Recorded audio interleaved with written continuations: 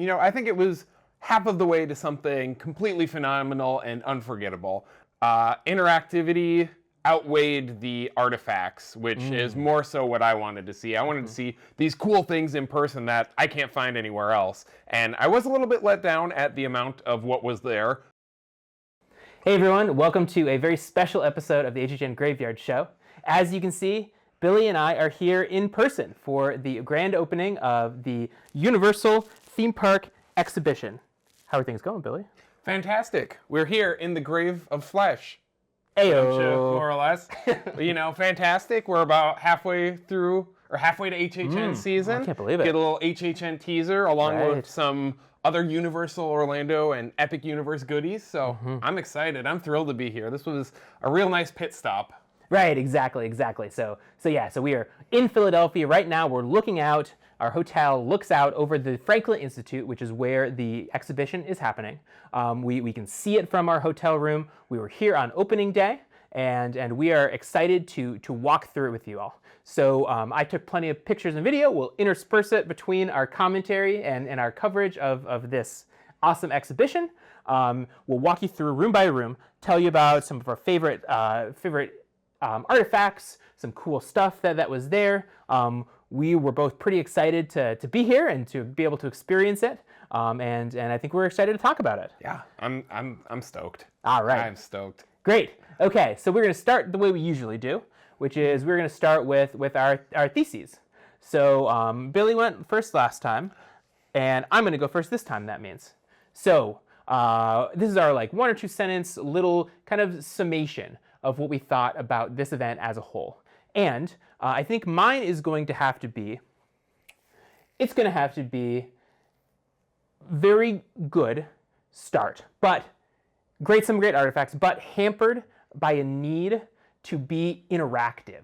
So again, this is coming from a perspective of a super fan, and I fully 100% understand that what I want and what I'm looking for is not what the average person wants, and you have to target the average person. I understand that, but that's how I feel.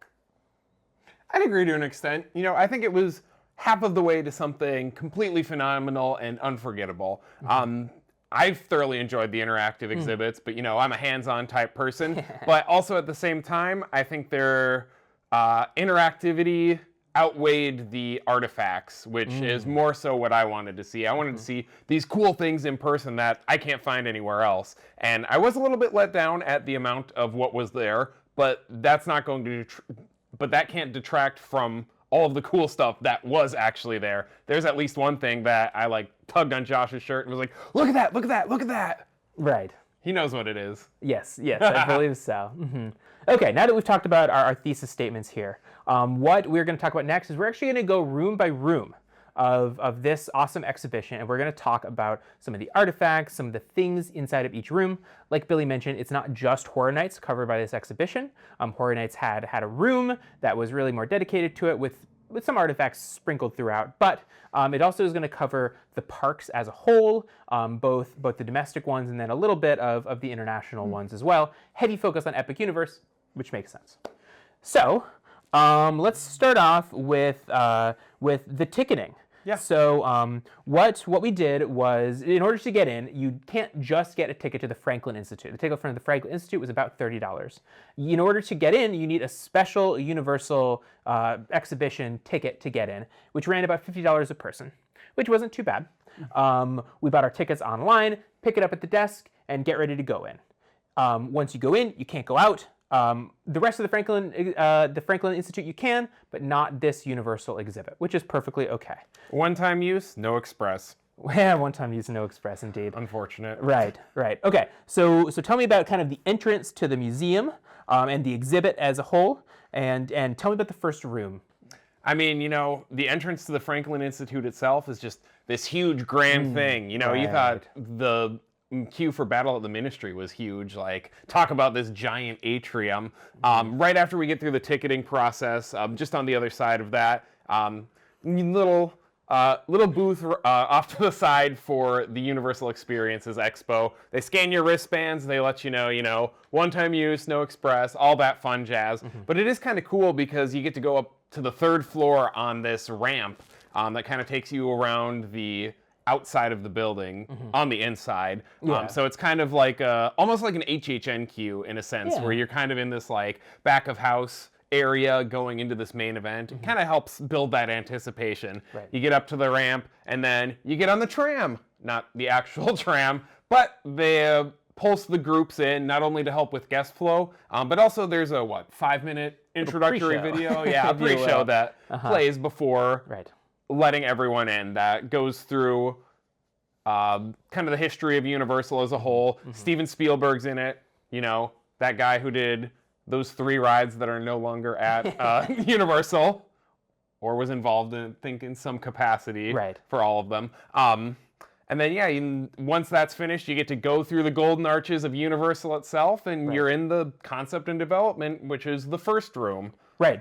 Before we move on to there, I do want to say, the pre-show room was decorated to be the glamour trams from Universal Hollywood back in the day, and they brought it back in 23 as part of their like 50th or 100th anniversary or 60th, I think it was, tours with the red and the white, the candy striping was beautiful. The footage was an interesting mix of a lot of historical footage, a lot of current footage, interviews with people. I mean, they had Steven Spielberg. Who else did they have? I don't even remember. Me neither. We're great at this. We're great at this research and podcasting. I have all the footage, so I can add it in here. Some other Universal people, if I remember right.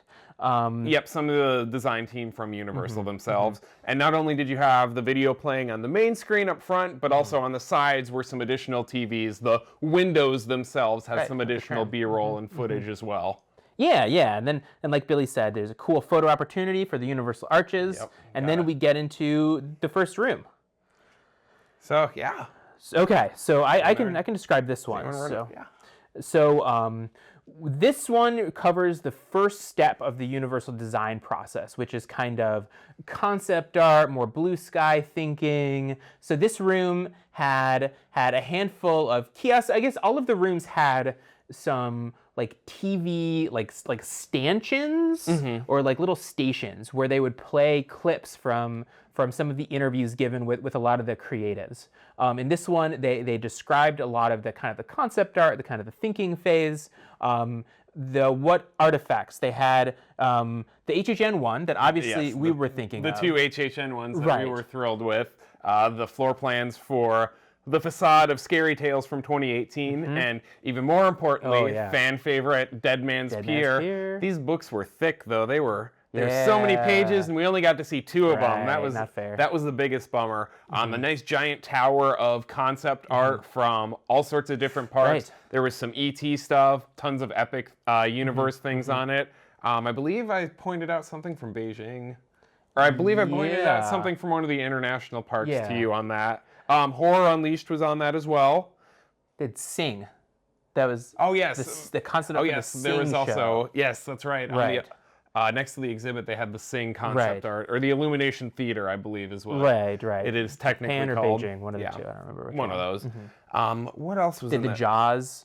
They had a photo op. They had a handful of photo ops throughout the area, and they had it was like some sort of like panel or like comic book of some way to show the.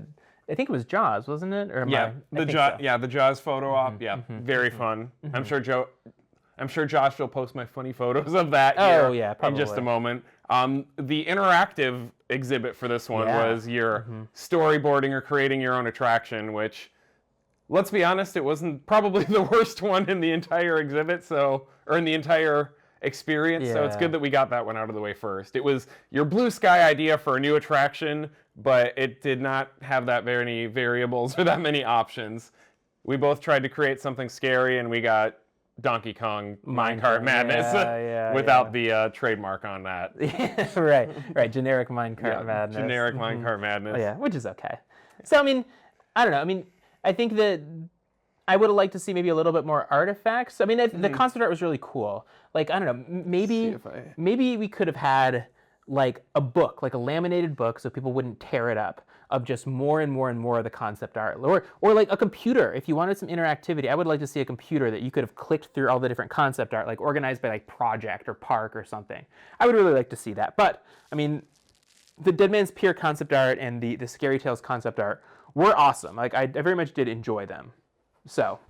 I was trying to see if I had any photos. Yeah, that's, I think, the biggest missed opportunity of this experience as a whole is they have all these kiosks. I wish we could have gone through Universal Archives and looked at so much more than what's on present, so much more than what's tangible. But, you take what you can get with these types of experiences.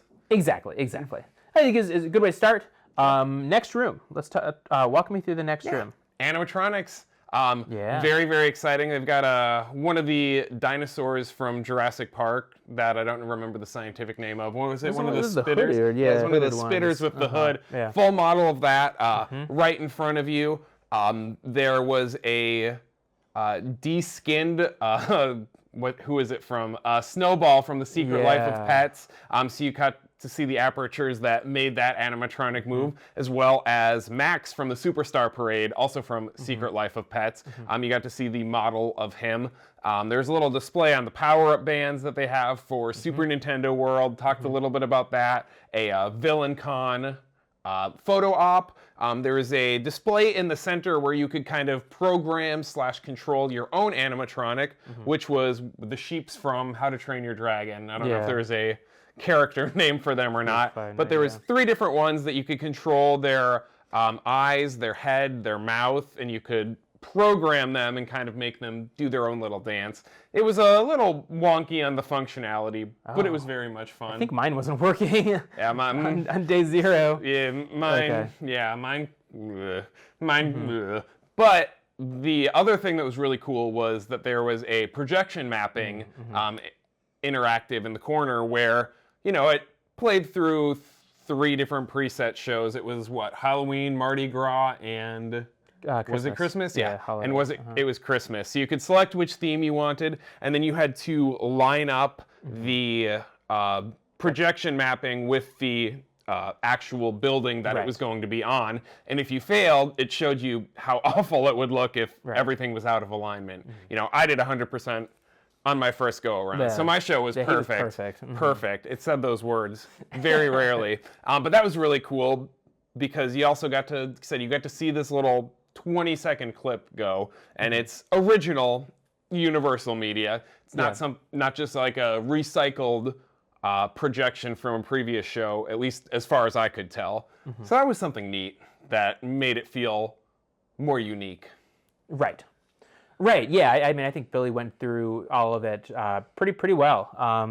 I thought that some of the stuff, I understand that why they need to do it. I understand you want to hype up your power up bands and stuff like that. But all those are guest accessible. They're not really behind the scenes. I think the animatronics were really cool. I really like seeing the Jurassic Park animatronic out in the open. I thought that if the sheep would have worked, I would have thought it would have been awesome, but it didn't work, and you're gonna have a hard time making it work with all the people that are messing around with it so much. But it gets better from here, I think. I think so. I think so. Yeah. I mean, I think it was a fine room. It was okay, but the next room was maybe the more exciting room. Yes, it was. The next room is going to be the roller coaster room. So this is the room dedicated to all of the different roller coasters that they have around the world. They had some international roller coasters. As the big international guy here, I'm very glad that they gave some representation. Flying Dinosaur Love, let's go! Woo! That is a ride. So I guess when you walk in, the first thing you notice is it was the Hagrid's vehicle, Hagrid's motorbike. The Zero car, the first car. And as you looked around, you found plenty of different artifacts around the room. So they had, if you went to your left, they had some of the How to Train Your Dragon, the Dragon Fire Rally, or what's the... Dragon Racer? No. Fire, no. It was the one with the targets. Fire Drill. Fire Drill, I think you're right. Some of the Fire Drill targets, which and some of the concept art for Fire Drill. As you kept going, there was something before you got to the Hollywood. I can't remember what it was. Yeah, I don't remember what it was either. Was that the werewolf vehicle? Or was that on the other side? It might have been. That was on the other side. I think it was, yeah. Oh, I think it probably was the interview, to be honest with you. little interview if I room. can, Yeah, Billy's looking on his phone right now. But I mean, regardless, one of the first really cool things that you ran into in that room, besides the train for Hagrid's, was the model for the new Hollywood Drift ride at Hollywood. That's awesome. Yeah. So stoked to see that. Yeah, one of the like classic like white like elevation models, just showing how like precariously it's perched on the hillside. Yeah. That was my favorite thing.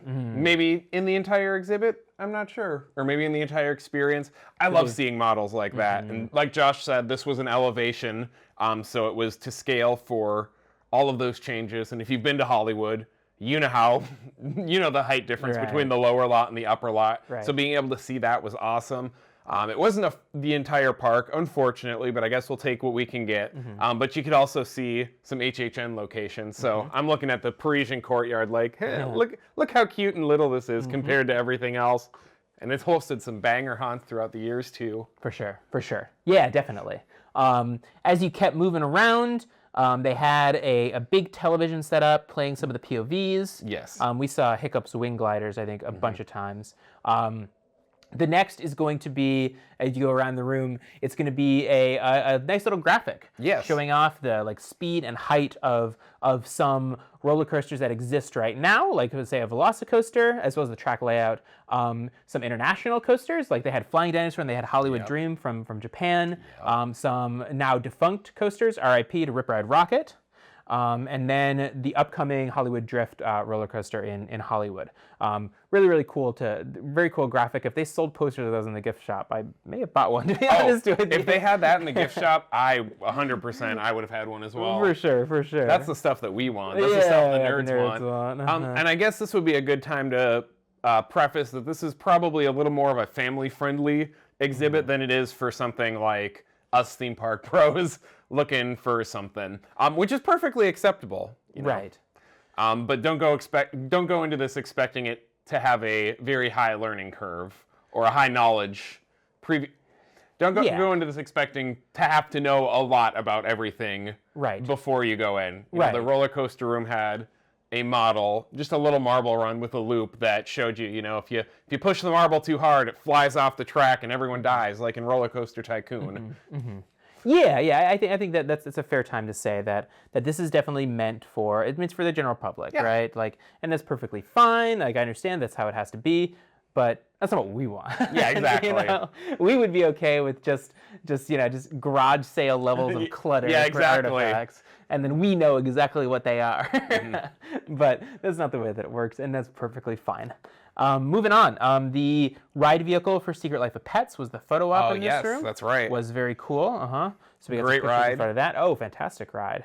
Moving onward, the Marble Run was there. There were plenty of parts from Rip Ride Rocket. R.I.P. R.I.P. The chain from Jurassic Park. Oh yes. River Adventure. And then the Curse of the Werewolf scale 3D vehicle. Printed scale vehicle was above that. That was cool. Very detailed. Yeah, and tell me about your failed career as a roller coaster designer. Oh, that was maybe I can't say that was the first one was the worst interactive, but you were able I bet it was fun watching your failure. It was fun. You were able to design your own roller coaster. It had a predetermined layout where you could either choose a launch or a lift hill, and then there were 4 points where you could draw with your finger what type of element you wanted. So I believe the first time I did it, the 4 elements that ended up being put on were a vertical loop, a triple corkscrew, a large airtime hill, and then I think it was a run of bunny hills to finish it off.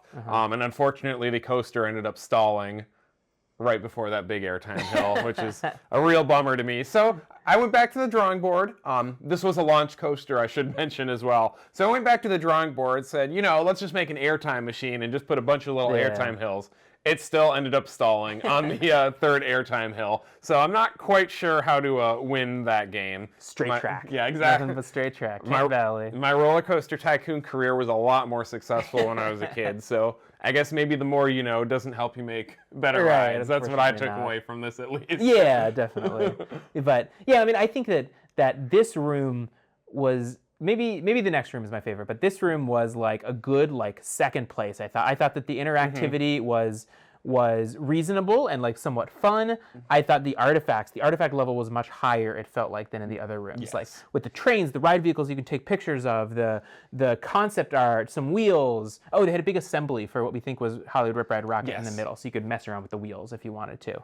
Like I thought the density of artifacts was much higher in this room than it was anywhere else, and so this room was really good. Yeah, that's a good way of describing it. This is kind of where the oh, that's cool factor set in for me. I guess for some it may have been the previous room with the animatronics, but for me, this reminded me that it was a theme park exhibit and not an entertainment exhibit, I guess. Yeah, that makes sense. Okay, then walk us through to the next room and the kind of intermission. Yeah, now we have our intermission. So I lied earlier. You went up to the second floor on the ramp. So here we go up another set of ramps, kind of as your halfway break between the exhibits. And you go up to the room number 4, which is our favorite. The good room. Obviously, the good room. The good room. The Dark Universe and HHN room. There's not a incredible volume of artifacts here, which was okay. But there were some real cool deep cuts, honestly. What was our artifact that we were so excited about from HHN? I assume you're talking about the Jack one. Yep, the Jack one. Yeah, you go ahead. The Carnival of Carnage website printed out. Yeah, like mock-ups and stuff. stuff. The mock-ups printed out in person. That was and super sketch, cool to see. too. The sketch started it. Yeah, it was the top thing. Yep, and the sketch. So you can see it all the way from sketch concept all the way to fruition, which was awesome. There was a few smaller HHN props. The original Little Boo is probably going to be the big thing everyone is talking about. Little Boo's right there from 2017, not from 2021 in Wicked Growth. I thought it was 2017 Trick or Treat Scare Zone up in Central Park. You've also got a mask from Museum Deadly Exhibits. There was a Treeks and Foon mask. Right. There was a few smaller, what's the word, media promo GIF. Not necessarily gifts, just but kind of statues, right? Yeah, maquettes. There was the Usher from 2009. There was the Chopper, the Terra Chopper from 2005, Meats, right? And Samuel Meats, of course, or Meaty Meats. And then there was a prop next to it, which I'll have Josh post in the video, that we were all trying to figure out where it came from. Wasn't listed, but it was just a hand in a jar with the little skull on top and some twine. To me, looked like something from Universal Monsters, maybe the Mummy section or Legends Collide or maybe even Bride of Frankenstein Lives. But it's one of those props that's so general that you can't. It could be in any number of haunts and fit in. So let us know. Where do you guys think that this is from? Yeah. And don't try Google Lens, because I already did and didn't get any results. So don't think you can outsmart us. But yeah. Beyond that, there were some things from the Dark Universe. There was the giant sarcophagus for the mummy. There was a bust for There was Creature of the Black Lagoon. Yeah, Creature. Was the werewolf? I think it was werewolf. Wolfman. Wolfman, one of those. Yeah. There was some model busts of those characters. You were able to create your own character mask, which was really cool. The interactive kind of went into how the costuming is created for HHN. So I don't know. I thought that was kind of cool. That was maybe my favorite interactive because, you don't always think about it. There's people behind us, too, that would say, oh, I didn't know you could turn it around and paint the back, too. Because, don't always think about that themed entertainment like this is 360 sometimes. Right, and to jump in, the interactive exhibit that he's talking about is you basically chose from 4 different kinds of character masks. There was vampires, pumpkin, clowns, and demon, that's right. And then you were given like an old school Microsoft Paint interface where you could spin your 3D model around and with your finger paint out all of the different colors onto your mask and then add some effects. So you could add, stitches for Frankenstein, or you could add blood splatters, some boils, right? And then once you were done, once you click the done button, it would go onto a screen that showed the last 10 or last 8 different creations made by people on the back. And let me say, it made my heart happy because the kids loved this exhibit. The kids were swarming this one, and I was like, horror is still fresh with the youth. And not everyone was. I don't even think I saw anyone get startled or spooked by any of the stuff that was in the scary room, which made me happy. It's not too graphic that kids won't enjoy it, but it's still a little something for us HHN fans. Right, and the painting thing was two-sided. There was some artifact in the middle. I'm not sure what it was. Yeah, I was yeah. trying to figure that out. Yeah, that was the other uncertain one. We may be able to edit that in.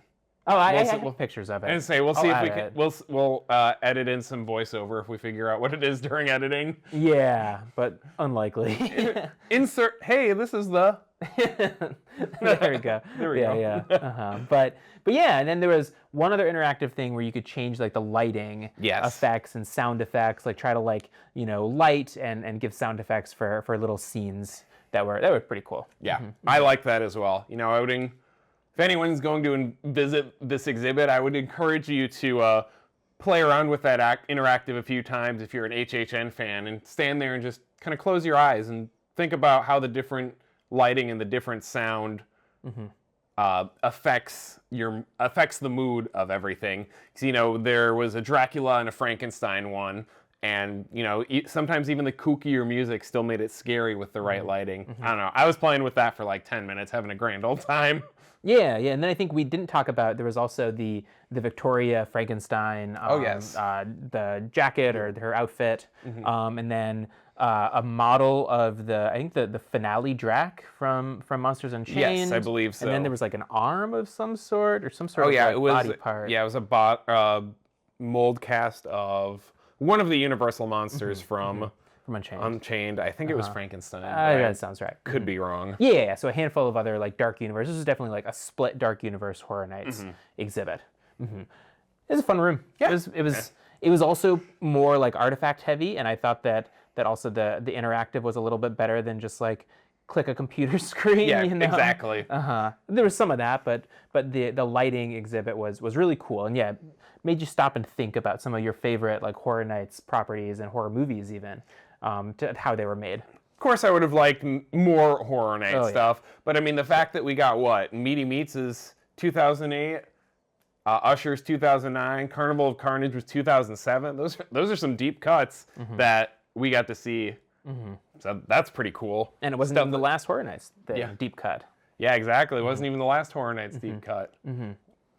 Yeah, I guess that. I guess that may be that might have been the coolest artifact. The next one? Yeah, maybe. Okay, well, to get to that next one, the next room is going to be the entertainment room. So you walk in from the Halloween, from the scary room, and then the first thing you see on your left is going to be a test vehicle of the dragon drone from How to Train Your Dragon that sometimes is used at Epic. In addition, the toothless walk-around character. Cool. It said it was from Hollywood. I've never seen it in Hollywood, but I mean, I have no doubt that it is there.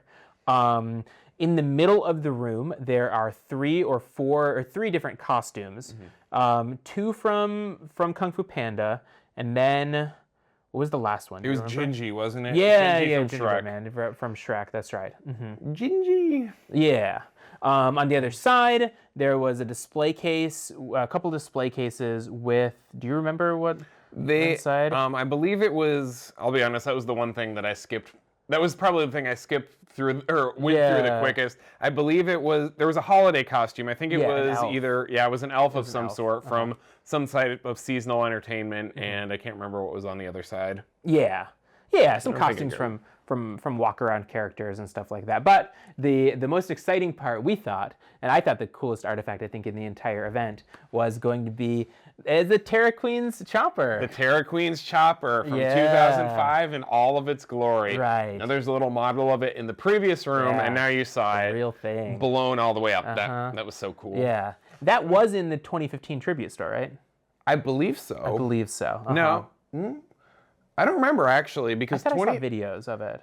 It may be. 2015 was tiny. That's all I remember. Okay. Because that was when it was in Twister Q. So I remember it was small, but it very well may have been. You know what? I'm gonna put money on it. It was. I'm pretty sure it was. I'm pretty sure it was. But it was so exciting to see them take it out of storage. So that makes two big artifacts that they've taken out of storage in the last year or so with the Lady Luck's wheel going into Horror Unleashed.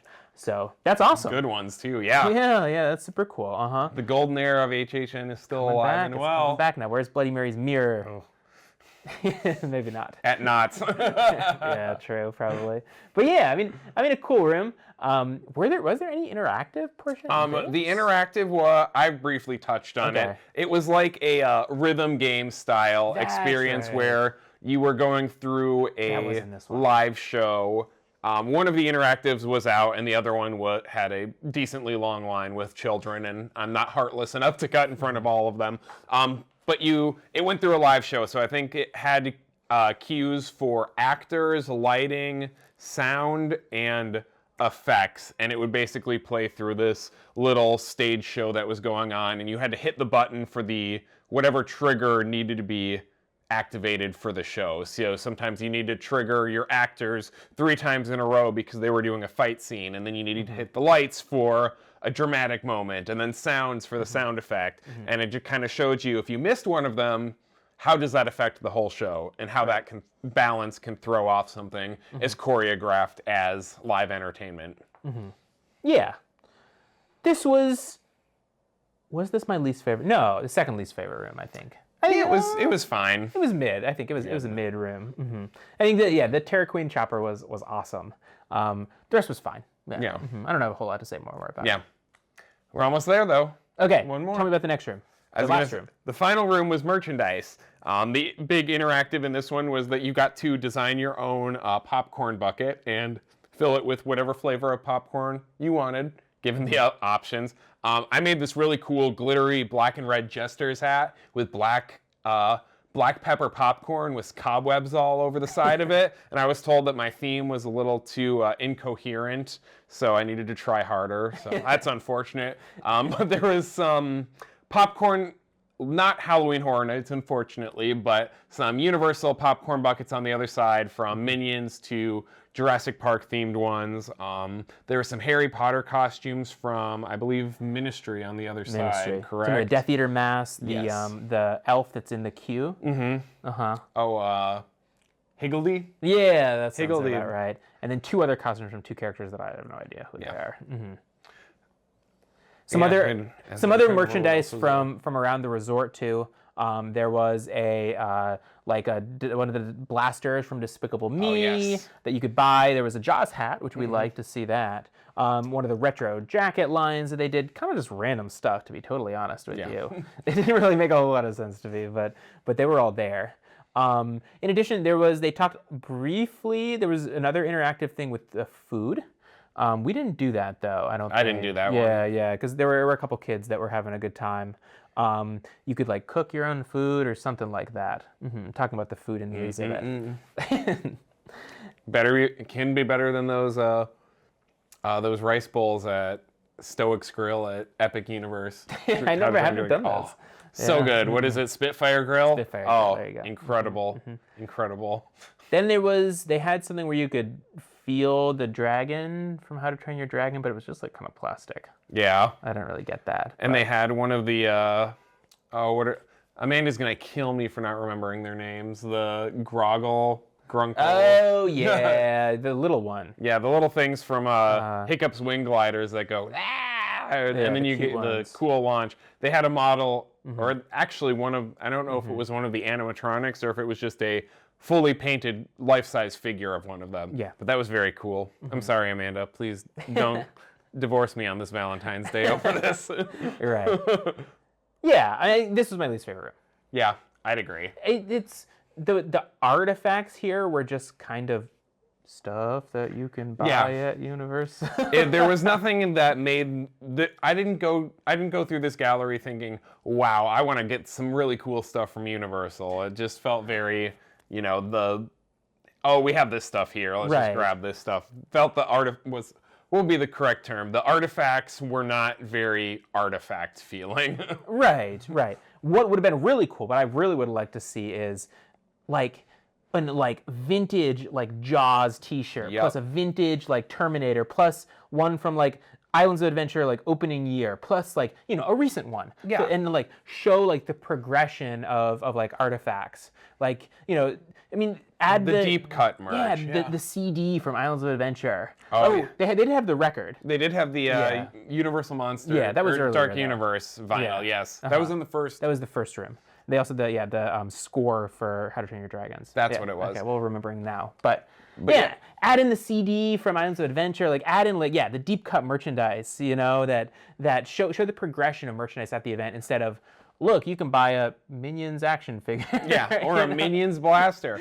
Yeah, for an exhibit that's very much, from the beginning to end, from the drafting and design to the execution to the merchandising, the merchandise was mostly all relatively new stuff. There wasn't really anything that showed how cool it could have been or the design process of that. It was just like, yeah, here's some stuff that we have. Isn't it great? Yeah. Anyways, here's the gift shop right at the end. Crazy, right? Right. Doesn't have any of this stuff, but right. Or talk about the food. The food is a big part of Universal, but I don't remember them having adventurous food at Islands of Adventure in the late thousands like they do at Epic now. That's when I was a chicken tendies boy, so I gotta agree with you on that one. Yeah, show the evolution of food at theme parks and how people demand more than just a cheeseburger and a hot dog and pizza. Some of the food from Epic is really, really good.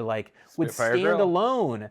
We had Oaken Star, the last one. That was good barbecue. It was really good.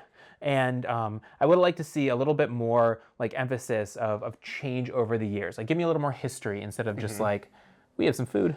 Yeah, there was also not that this was necessarily a huge detriment, but there was also nothing about the hotels or resorts touched on as well.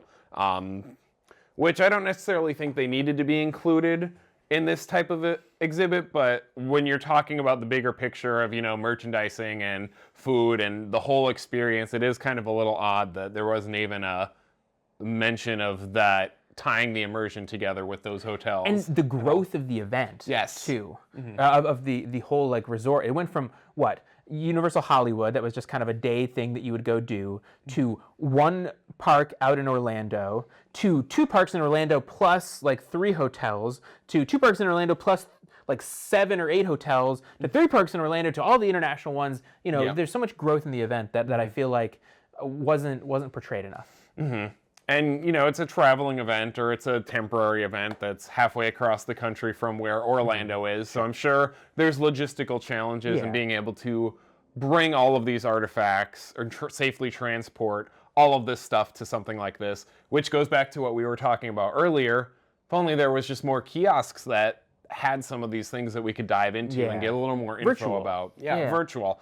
Yeah. Not obviously the best choice, but I would have loved to have been able to look at 100 concept art or listen to more music from the parks and ads stuff. For Royal Pacific, I would have really enjoyed. Even there's tons of stuff that I think could have been integrated in those areas that weren't, and I think that's the biggest letdown to me, is that it was very much just what you see is what you get.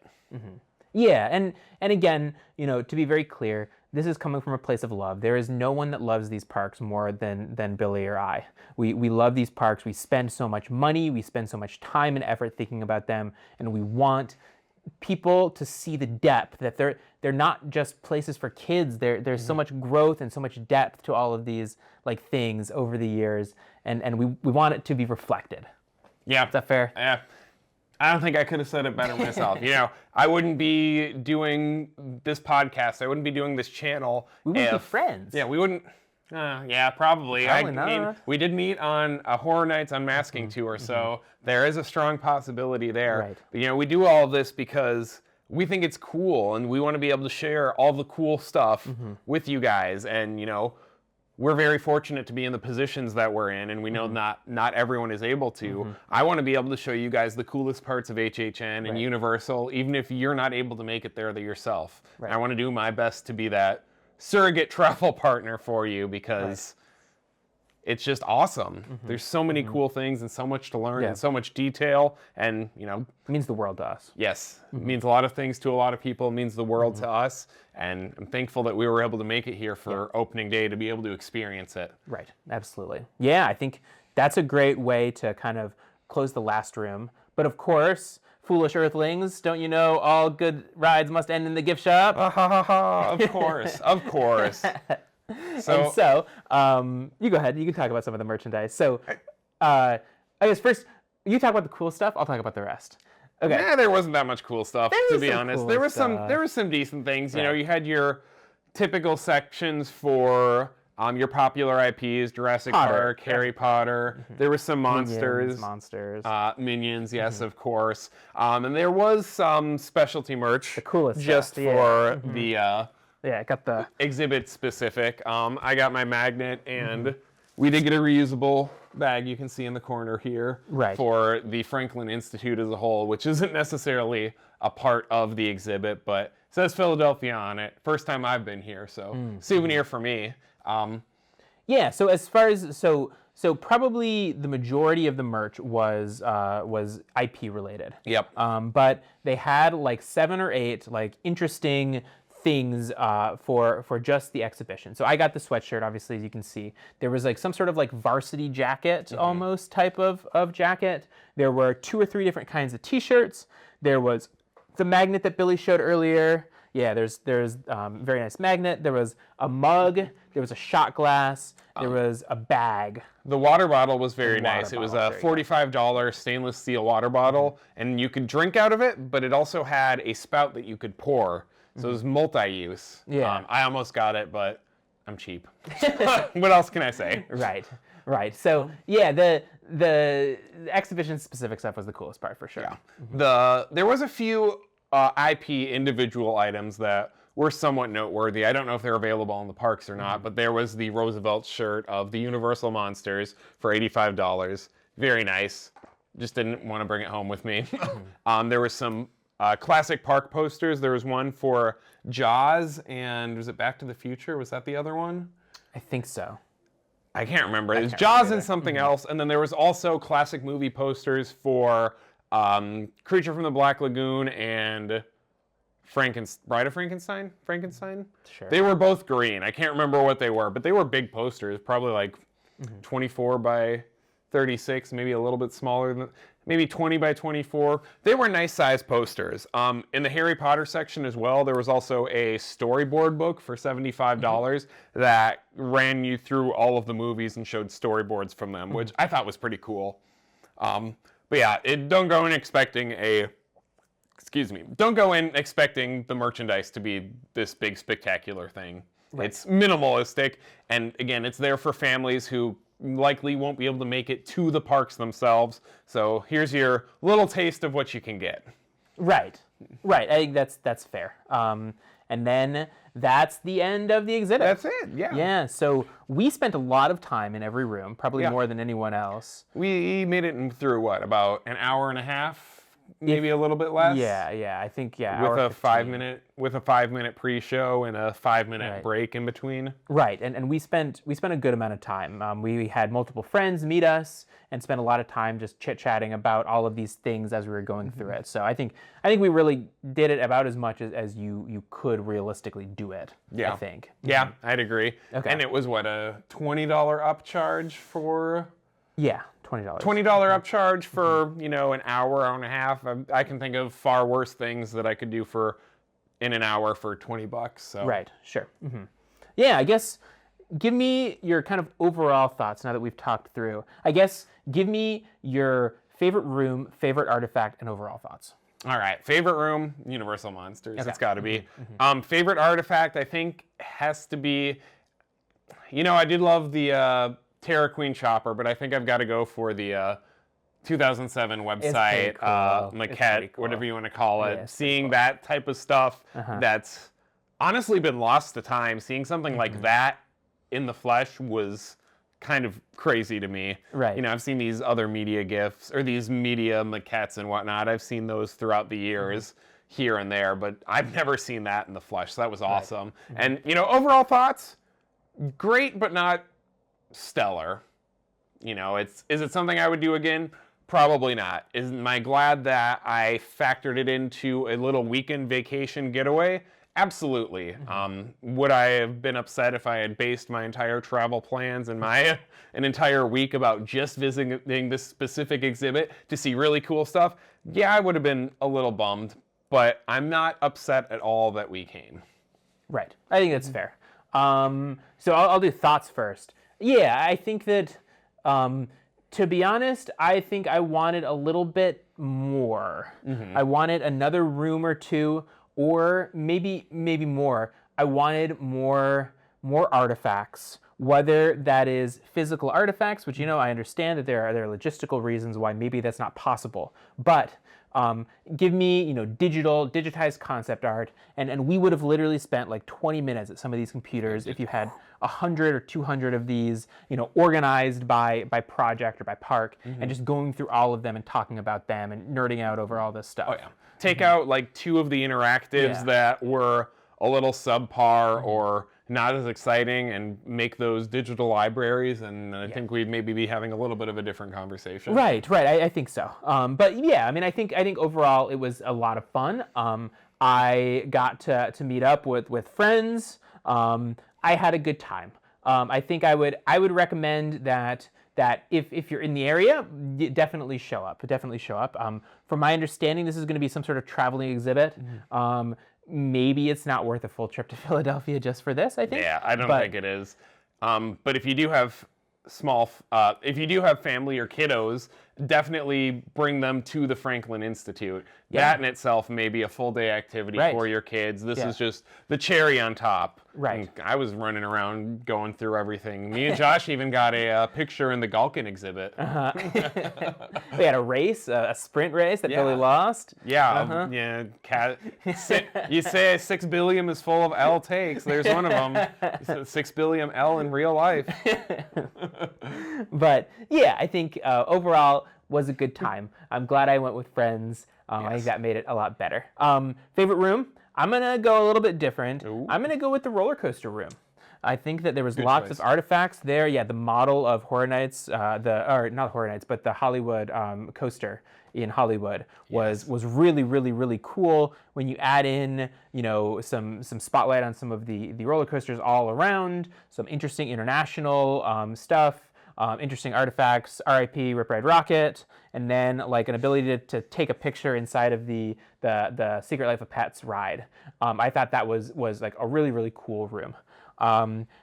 Artifact, got to be the Terra Queen. The chopper. So I didn't go in 2015. 2005. So, oh, I guess you didn't get to see it in 2000. In the tribute store, I didn't go in 05 or 15. So I have never gotten to see that before. I've seen it in videos, of course, but I was very excited to see it in person. It's so big.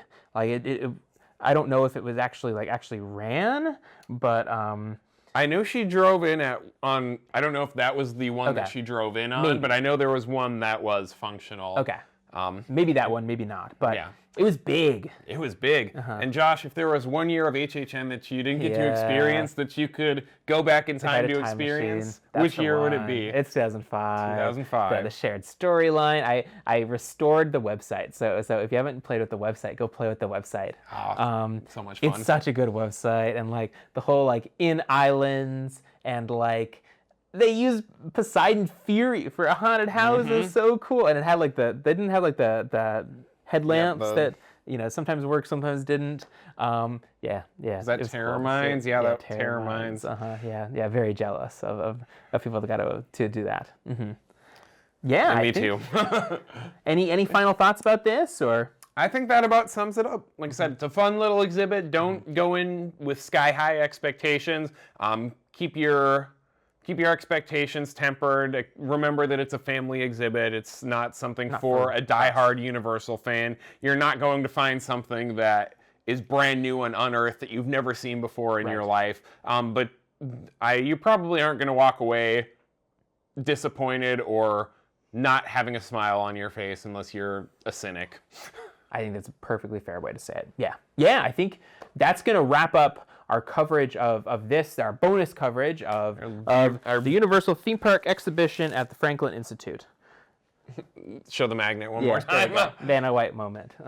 Certified Vanna White. So I guess anything exciting coming up for you? I'll be doing a stream, I think, next week. I'll be talking about some future plans, but otherwise, the grind continues on trying to get the countdown finished before we jump into spec season for this year. HHN spec maps did just come out, courtesy of HHN Nightmares, this Valentine's Day. So at some point I'll be talking about those soon. I don't put too much of my energy into spec because things can change so much, and I'd rather you see things that I'd rather you guys see my projects of things that have actually happened than me talking about things that might not happen.